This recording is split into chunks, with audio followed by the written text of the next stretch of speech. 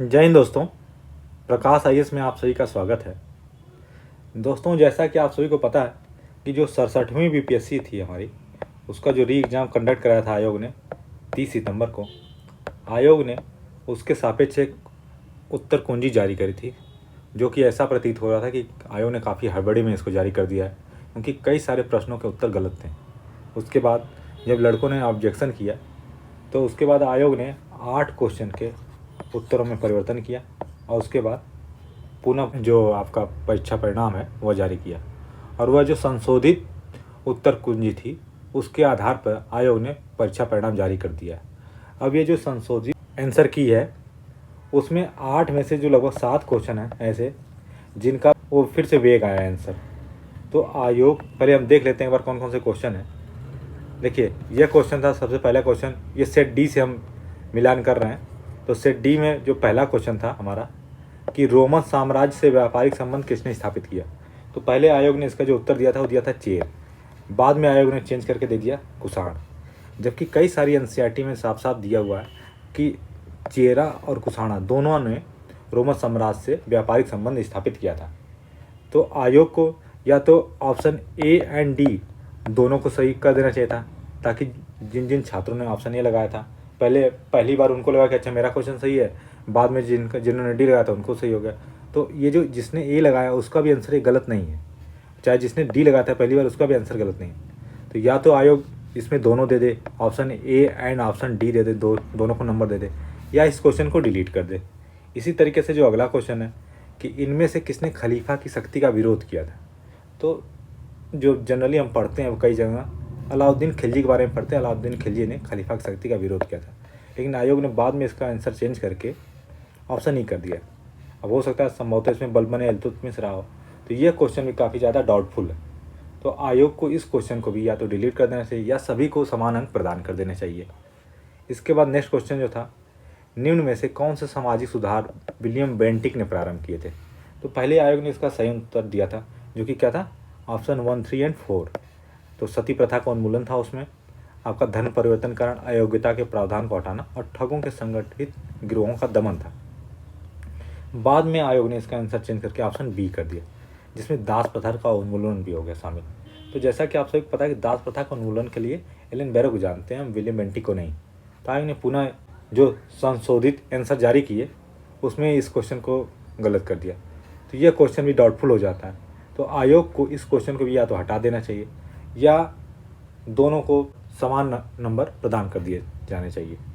इसके बाद अगला क्वेश्चन देख लेते हैं। यह क्वेश्चन तो पता नहीं कैसे आयोग ने जो अपनी पहली आंसर की जारी की थी उसमें गलत कर दिए, तो होना नहीं चाहता, जो कि क्वेश्चन सही भी था कि इसमें ऑप्शन कौन सा नहीं है। तो सभी के लिए वायु मार्ग 7 निश्चय का पार्ट 2 का भाग नहीं था। ये क्वेश्चन सही है, इसमें कोई समस्या नहीं है। इसके बाद जो अगला क्वेश्चन है कि जो एनएसएसओ का 68वें दौर के आधार पर गरीबी के अनुमानों के आधार पर कौन सा कथन सत्य नहीं है। तो इसके बारे में पहले आयोग ने जो आंसर जारी किया वह था ऑप्शन ई। बाद में आयोग ने इसको चेंज करके क्या कर दिया, ऑप्शन सी कर दिया कि भारत की 33.35% जनसंख्या गरीबी रेखा के नीचे जीवन यापन कर रही है। इसी तरीके से जो ये अगला क्वेश्चन था कि जंग लगे वो लोहे के वजन में निम्न में से कौन सा परिवर्तन होता है। पहले आयोग ने जो इसका आंसर दिया था, जो कि सही भी था, यह पहले बढ़ता है और फिर घटता है। बाद में आयोग ने चेंज करके ऑप्शन डी कर दिया कि यह लंबे समय तक बढ़ता रहता है। तो ऐसा नहीं होता, जब भी लोहे में जंग लग जाती है, रस्टिंग हो जाती है, तो कुछ समय के लिए बढ़ता है। आप चाहे कोई भी साइंस की किताब में पढ़ेंगे तो रस्टिंग के बाद लोहे का वेट बढ़ता है, लेकिन उसके बाद जब क्षारण होता है इसका, तो लोहे का जो वेट है वो कम होता चला जाता है। इसी तरीके से आयोग ने ये जो अगला क्वेश्चन था कि श्वेत धातु वाला, उसमें पहले प्लेटिनम आंसर दिया था, बाद में ऑप्शन ई कर दिया।